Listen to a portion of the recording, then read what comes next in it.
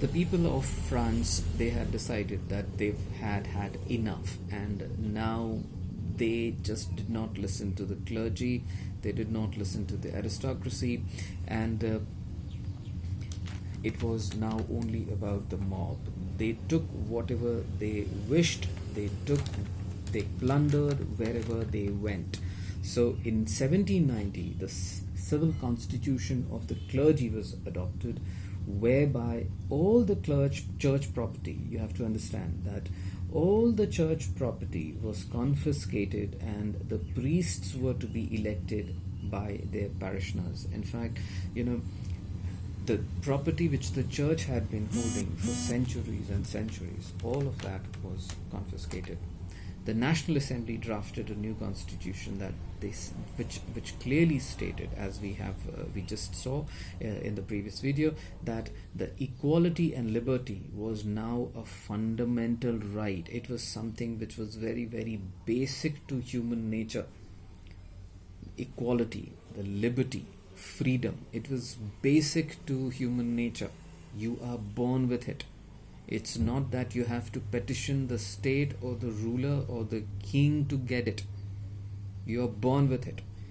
And the governments, now this is very important, and this is fantastic, which I'm just about to say, which that is, as per them, the governments existed only to protect these liberties and freedoms of its citizens. This was fantastic, never thought of, never conceived. And in 1791, because now the king knew that Louis XVI, he understood that things were not at all friendly, and the subjects would just not listen, and the temperature was very, very hot for them to actually tolerate and endure. So in 1791, the king attempted to flee the country. That is, he attempted to flee France, realizing that he could not rule any further, and all that royalty was gone. But unfortunately, he was caught while trying to flee. He was put behind bars, and he was tried, and not just tried in the court, but he was also killed. That is, punished, guillotined. Okay, there was a guillotine was a special machine which was invented by the French.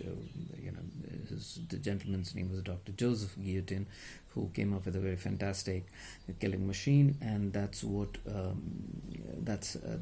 was used to behead the King Louis XVI. So he died, and the First Republic proclaimed its new motto after his death, that it would be liberty, equality, and fraternity. That is something which, if you would see in your books, and probably you would study it in class 9 as well, that it is the liberty, equality, and fraternity. This is something which we have also borrowed from the French Constitution in the Indian Constitution.